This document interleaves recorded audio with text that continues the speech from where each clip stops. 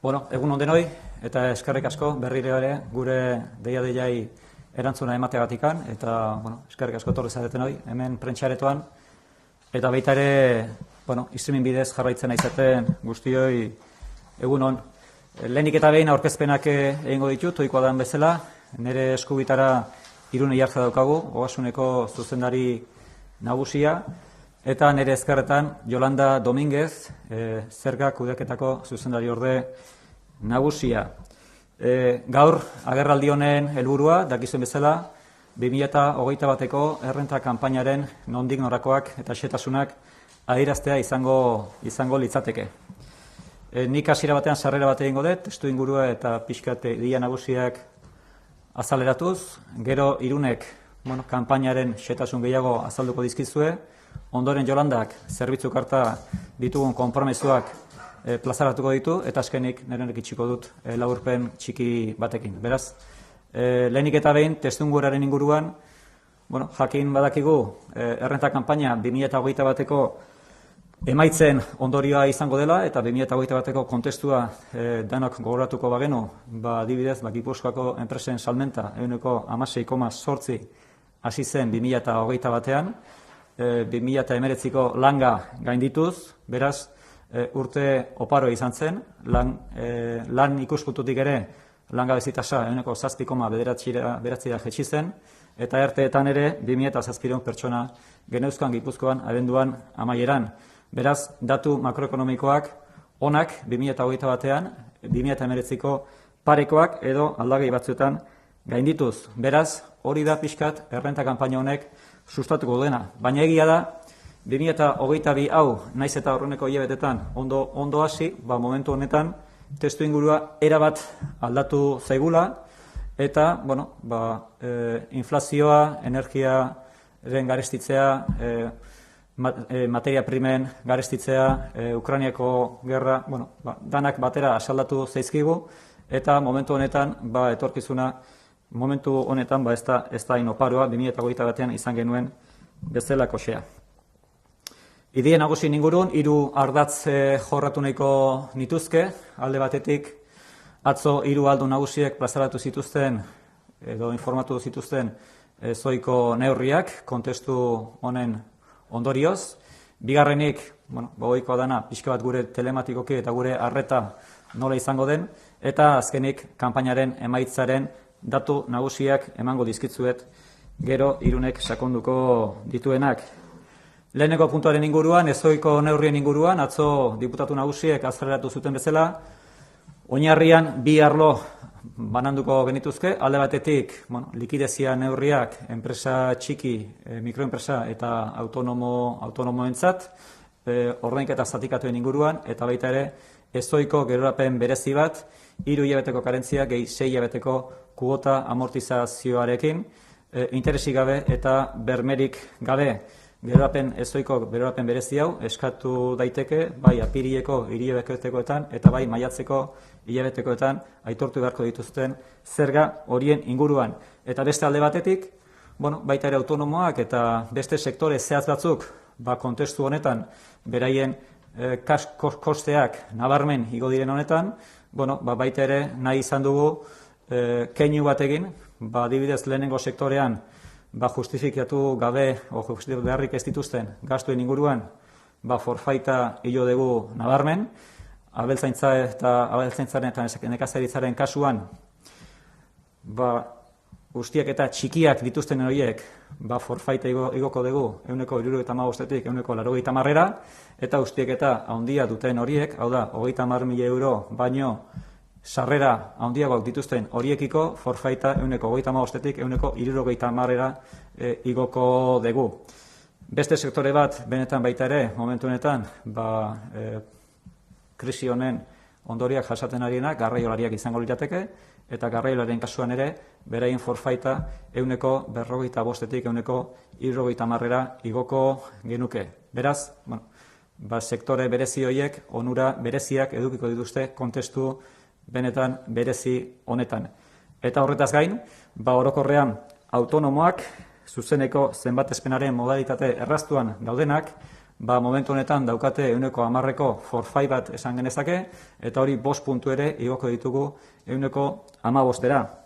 Kasu honetan, bai azpimarratu nahiko genuke, gure lehentasuna izango dela likidezia eta dirua lehen bailen iristea krisi hau jasaten ari direnei. Eta ondorioz, neurri hauek guztiak, hau da, alde batetik, ordainketa zatikatuak eta gerorapen ezoikoak aurten izango dira, baina baita ere, azpimarratu nahiko genuke, lehenengo sektore, garraiolari eta beste autonomo guztientzako indarrean jarriko ditugun neurri horiek, hurrengo asteartean, apirilak 5, diputaten kontseilua proposatu izango da, baita ere, orain aurkezten ari ganen errenta kanpaina honetan izango duela islada. Hau da, esan dudan bezala, apirilaren 5 proposatuko da kontseiluak onartzea, eta ondoren Irunek aipatuko dizkizueten egutegi horretan, neronek ere bai, apirilaren 7 bertan daukate aukera autonomo hauek errenta aitorpena egiteko. Beraz,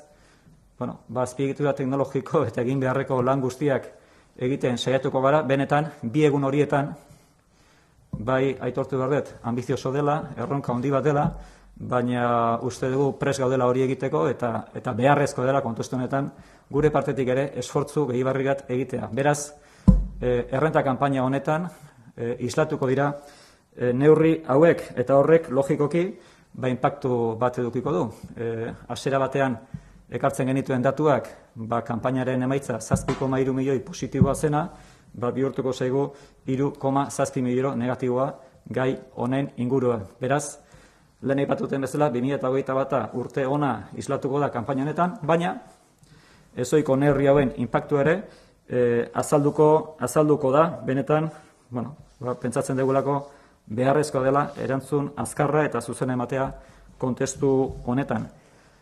Bigarren esparruaren inguruan, bai aipatu nahiko genuke, Aldundi honek jarraitu duen estrategia azkenengo urte hauetan.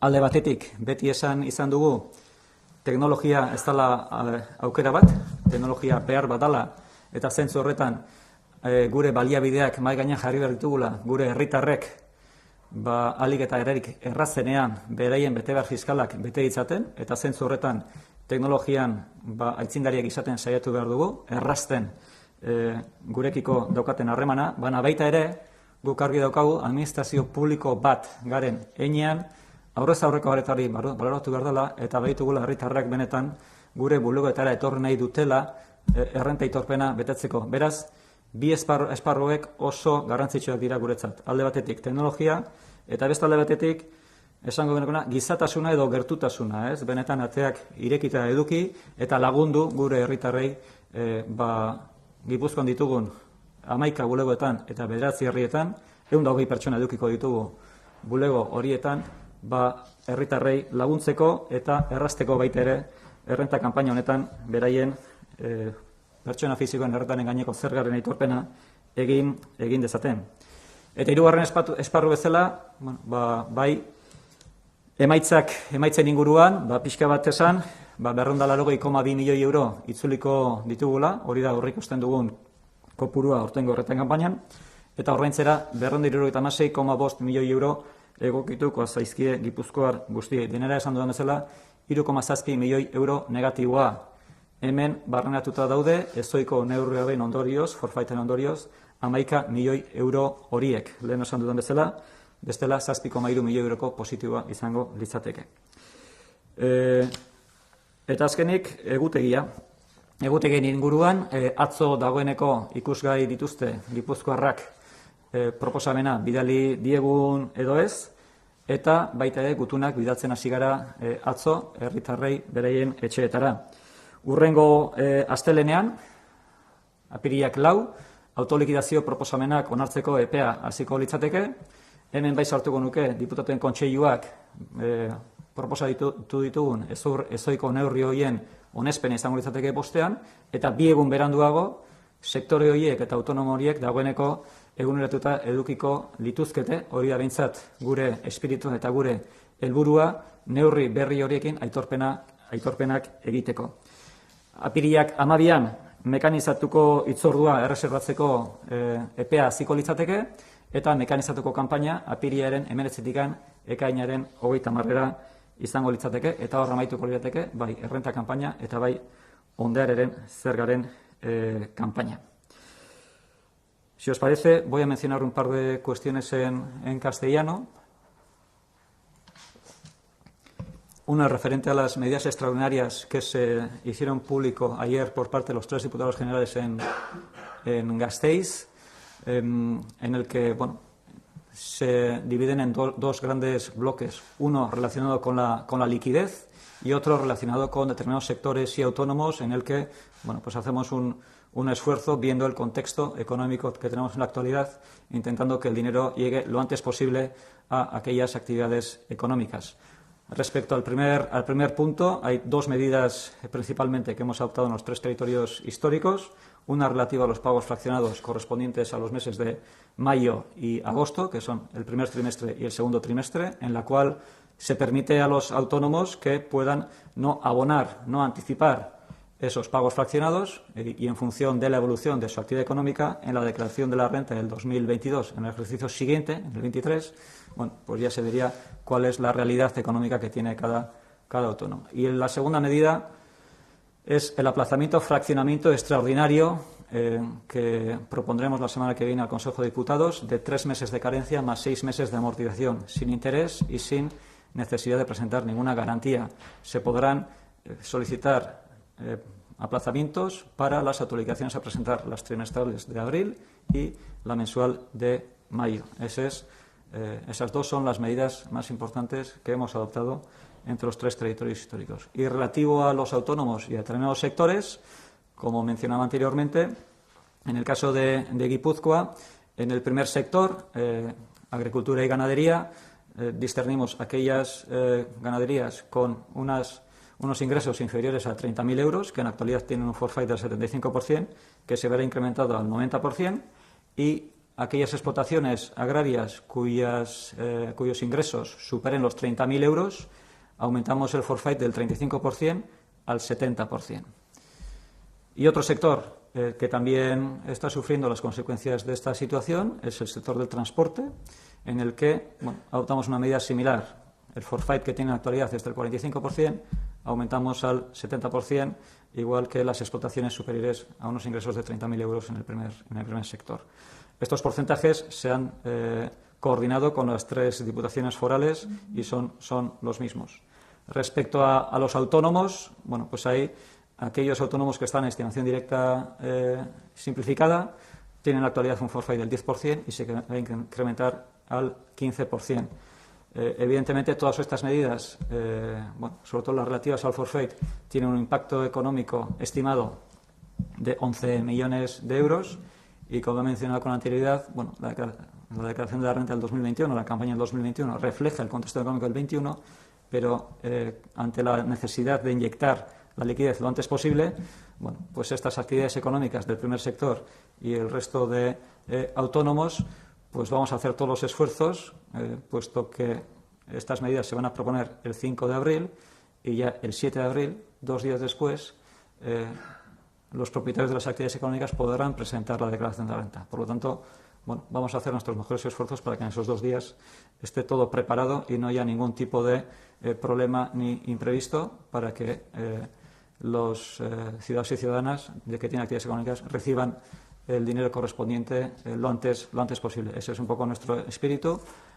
Somos conscientes que es bastante ambicioso, pero lo importante es que llegue el dinero lo antes posible a aquellas actividades económicas que están teniendo problemas en la actualidad. Y respecto a los resultados, pues sí mencionar que el resultado global de la campaña que estimamos es que vamos a devolver 280,2 millones de euros y los contribuyentes nos van a abonar 276,5, lo que deriva en un resultado negativo de 3,7 millones de euros. Obviamente, estos 3,7 millones de euros incorporan los 11 millones de euros estimados como consecuencia de las modificaciones en los forfait de autónomos y las actividades económicas. En el caso de que no hubiéramos adoptado o de que no se adopten en el Consejo de Diputados del martes estas decisiones, pues el resultado sería positivo de 7,3 millones de euros. Por mi parte, esto es lo que yo os quería trasladar a modo introductorio y ahora toma la palabra Irune Ierza para explicar con más detalle kanpainan nondik norakoak. Eskerrik asko. Eskerrik asko Jokin eta egun on guztioi. Bueno, aurtengo errenta kanpainari dagokionez, araudi aldetik ez da aldaketa esanguratsurik egon, baina bai azpimarratu nahi dugu COVID krisiari aurre egiteko hartu genituen neurri batzuk mantendu ditugula.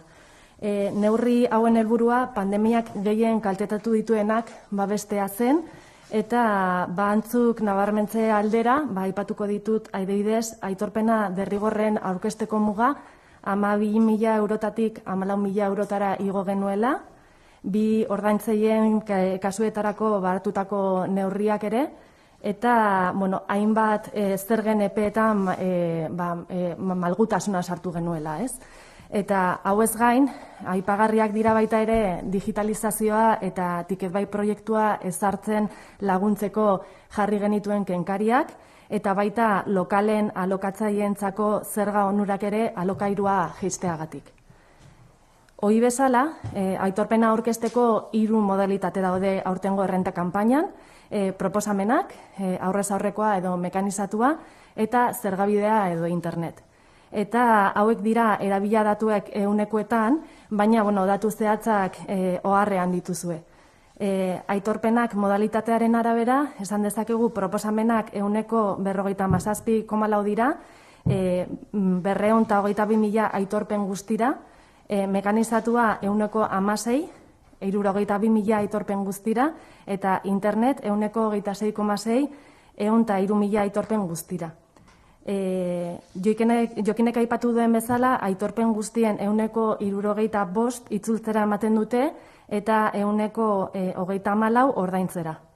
Eta aurre ikusten dugu errenta kanpainaren saldoa negatibo izango da, 3,7 milioi eurokoa, eta pasaden urtean baino 9 milioi, 11 milioi euro txarragoa da. Emaitzaren honen arrazoia aipatu du, da datorren astean onartuko diren neurriak dela eta. Eta orain zehatzago azalko diskusioet lehen aipatutako 3 modalitateak eta proposamenak, mekanizatua eta internet. Proposamenei dagokionez, aurten 256.946 bidali ditugu, eta pasadan urtean baina gutxiago dira, ia 2.000 proposamen gutxiago, 184 itzultzera ematen dute, eta 126 gutxi gora bera ordaintzera. Eta esan dezakegu, ia 300.000 zergadunei eragiten diotela proposamen hauek. Pasaden urtean bezala, azken 2 urteetan interneten bidez onartu dutenei eta lehendabiziko aldiz aitortuko dutenei, aitorpen guztia bidali ordez, aitorpen osoa, bakarrik bidaliko diogu gutun bat, aitorpenaren emaitzarekin, eta interneten bidez proposamen guztia ikusteko kode batekin. Eta, neurri honen helburua da interneten bidez egiteko modalitatea bultzatzea. Proposamen horiek onartu daitezke, bai internetez edo bai telefonoz, aldaketekin ere onartu daitezke, beti ere 6 puntu hauetako bat baldin bada, etxebizitza, lokalen edo etxebizitza turistikoen alokairuen errendimenduak, alokairuen kenkariak, dohaintzen kenkariak eta sindikatu kuotaren kenkariak. Eta gainerako aldaketak zergabida plataformaren bidez egin beharko lirateke. Bigarren modalitatea, oda mekanizatuari buruz, Jokinek uste eta aipatu dula, eta lehen urtean baita aipatu genuen. Guk ikusten dugu, oraindik badaudela aurrez aurreko arreta behar duten kolektiboak, eta hoientzat batez ere modalitatea hau eskaintzen dugu. Kalitatezko zerbitzu bat da, eta langile propioarekin ematen den zerbitzua. Etxe honetan oso harro gaude zerbitzu honetaz. Eta, hitzorduak hartzeko epea apirilaren 12an zabalduko da, eta ekainaren 8 arte luzatuko da. Eta 2 era daude hitzorduak hartzeko, telefonoz edo internetez. Eta 3. modalitateari dagokionez, hau da internet, aipatu dezakegu pandemiaren testu inguruan asko igotzen modalitatea dela, eta aurten bultzada honi heldu nahi diogula eta modalitate hau egonkortzen eta hedatzen jarraituko degula. Eta horretarako tresna proposa dugu Zergabidea plataforma. Zergabidera sartu eta aitorpena aurkezteko klabe operatiboa, BAK-Q, ziurtagiri digitala elektronikoa barkatu edo BAK-kodea behar dugu, ez? Eta BAK-kodea da hoietatik sinpleena. Modu telematikoen bidez lortu daitekeena eta etxetik mugitu gabe. Eta gogoratu behar dugu aurreko urteetako BAK-kodeek balio dutela. Behin Zergabidera sartuta, proposamena badaukazu, proposamena deskargatu, aldatu eta aurkeztu dezakezu, eta aurreko aitorpenak berreskuratu daitezke baita ere Zergabidean, eta ogasunak zutaz daukan informazio fiskal guztia kontsultatu dezakezu. Ohiko aitorpenen kasuan, ez da nahi dugu oso erreza dela Zergabidea erabiltzea, oso intuitiboa delako, baina laguntza behar izan ezkero, tutorialak badaude web horrian, eta baita gure telefonoko arreta zerbitziko langileak daude prest zalantza guztiak argitzeko. Gure helburua Zergabidea plataformatik egiten diren aitorpenak bultzatzea da, baina esan dugun bezala aurrez aurreko arreta behar duten kolektibo horiek ahaztu gabe. Eta beraz, herritar guztiak animatu nahi ditugu interneten bidez aitorpena aurkeztera. Eta bukatzeko, ondarearen gaineko zerga aipatuko dugu. Kasu honetan, Zergabidearen bidez aurkezten da, modalitate bakarra dago, eta aurrikusten ditugun datuak dira, gutxi gora bera jasoko ditugula 8.400 aitorpen, eta espero dugu bataz bestekoa 8.085 eurokoa izatea. Guztira, 68 milioi euro bilduko dira gutxi gora bera. Eta emaitzaren hobekuntza, suposatu dezakezuenez, arlo ekonomikoan 2021 aurreko urtea baino asko hobeagoa izatea datza. Eta orain Jolandari emango diotitza. Eskerrik asko Irune. Egun on guztioi, langilei dagokinean, aurten 200 pertsona inguru egongo dira lanean 2021ko errenta kanpainan, eta dakizuenez, kalitatezko zerbitzua da ogasunak eskaintzen duena eta honen adierazle pasaden urteko zerbitzu kartako zenbait emaitza adierazgarri. 59.012 telefono dei jaso ziren pasaden urteko kanpainan, kontsulta konplexuak edo eta proposamenak aldatzeko, eta denak lehenengoan erantzun zian 429 dei izan ezik. Hau da, 0,7% galdu zian. Proposamenen eta mekanizatuko aitorpenen itzulpen epea 1,2 egunetekoa izan zen, eta interneteko aitorpenei dagokienez 89,2 10 egunetan itzuli zian, aitorpena aurkeztu ostean. Egia da, azken urteetako kanpainek proban jarri dute ogasuneko lan taldea, egoera ezberdinetara oso denbora laburrean egokitu behar izan baitugu, eta argi dago erantzuna oso ona izan dela. Azken urte hauetan oso eskertzekoak izan dira lan talde guztiak, zailtasun erakutsi duen jarrera eta konpromisoa. Aurten ere, ziur gaude antzeko emaitza lortuko dela, zergadunari eskaintzen zaion zerbitzuaren kalitatearen ikuspegitik behintzat. Baina hori bai, azken urtetan hazin genuen bideari jarraipena ematera, dei egin nahi nuke neuk ere, eta herritarrak animatu, Zergabidea ezagutu eta probatzea. Gure ustez, erosoa, azkarra eta erabiltzeko erraza bai da.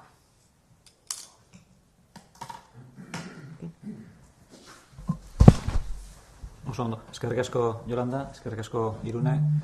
Nik amaitzeko bi mezu, bat hizkuntzari dagokiona, eta euskararen inguruan badakizuegu hor ekimen bat daukagula eta helburu bat, eta da 2023ko 100.000 aitorpen euskaraz egiteko helburu hori, eta gure partetik gonbidatu herritarrak pauso eman dezatela aitorpenak euskaraz egiten.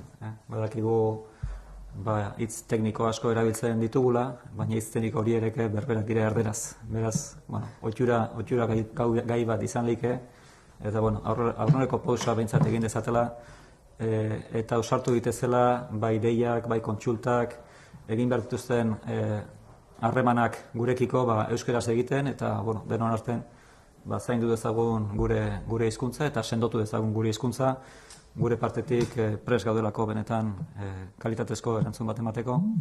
Eta bigarren mezu bezala, eskertza herritarrei, egiten duten ekarpenagatik, azkenen gizarte kohesionatu eta sendo bat izango gara, ekarpen hauen ondorioz ere bai, eta badaukagun ongizate maila hori etorkizunera mantentzeko, zilegi da herritar guztiek egiten duten ekarpena, banakakotikan lurralde bezala sendoago izateko, beraz eskertza herritarrei, eta baita ere, Jolandak eta Irunek aipatu duten bezala, etxeko langilei, aurrean jartzen zaizkigun erronkei, frente egiteko gai dialako, eta kasu honetan, nik uste ezoiko neurri horiek benetan apiriak 5ean bere kasuan onartuak izango direnak, eta 7 goia benetan teknologikoki preste egotea eta gai izatea hori egitea, ez da hauntzaren gaurtiko ez duela esango nuke bezala, eta ni hori eskertu nahi diet etxeko jendeariz bakarrik ogasunan daudenei, baizik eta gure hornitzaile informatikoei lan handia egiten dutelako.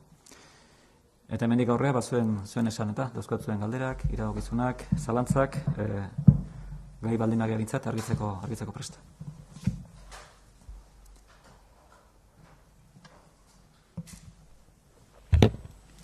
Kanpainaren ingurukoan nahiko garbi geratu zait. Bade beste galdera bat, ez dakit arratsaldean izango den inbertsioen bueltako erakunden arteko planaren inguruan, ez da xehetasunen bat emateko moduan zeraten, ez da aurreratzeko moduan zeraten.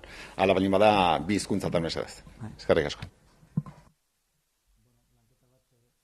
Lanketa bat egin dugu, baina azken finean, arratsaldeen dago prentxaurrekoa, hortarako deituta, eta nik ez dut momentu honetan erretan kanpaini buruz hitziten egia, eta onartuko dizu, arratsaldeen lehendakarian bertak eta diputatu nagusiek azaldu behar dituzten gai guztiak xehetasun horren inguruan. Erderaz, behar duzu?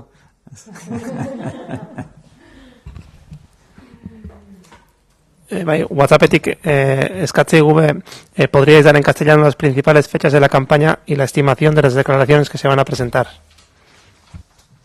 Vale.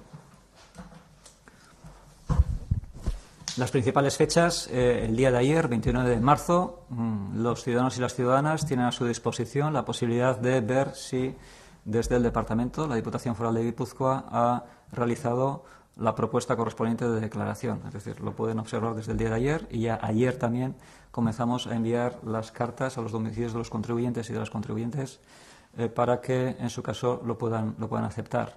El 4 de abril, lunes, pues de alguna manera ahí pueden aceptar ya esas propuestas que hayan sido remitidas. Insisto, el 5 de abril, en su caso, se aprobarán las medidas extraordinarias que fueron anunciadas ayer por parte de los 3 diputados generales en Gasteiz. El 7 de abril, pues todos los ciudadanos y ciudadanas podrán ver a través de Zergavidea toda la información fiscal y podrán presentar sus declaraciones. Esperemos que con todas estas nuevas medidas extraordinarias ya incorporadas de manera en la tecnología correspondiente para que puedan confeccionar las declaraciones. El 12 de abril, pues se abre el plazo para solicitar cita para que puedan acudir a nuestras oficinas para la renta mecanizada, y el 19 abrimos las oficinas hasta el 30 de junio para atender a todos los ciudadanos y ciudadanas que estimen oportuno recibir nuestros servicios. Eta gero datuak, barkatu datuak nahi zituen?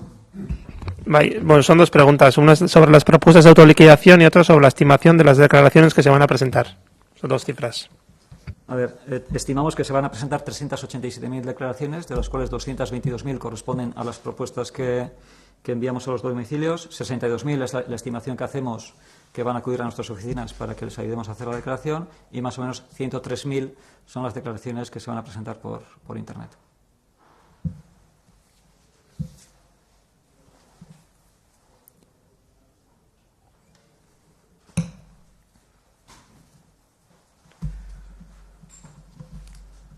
Beste galderaik? Bueno, eskerrik asko denoi, zuen arteagatik eta beste arte, ondo segi.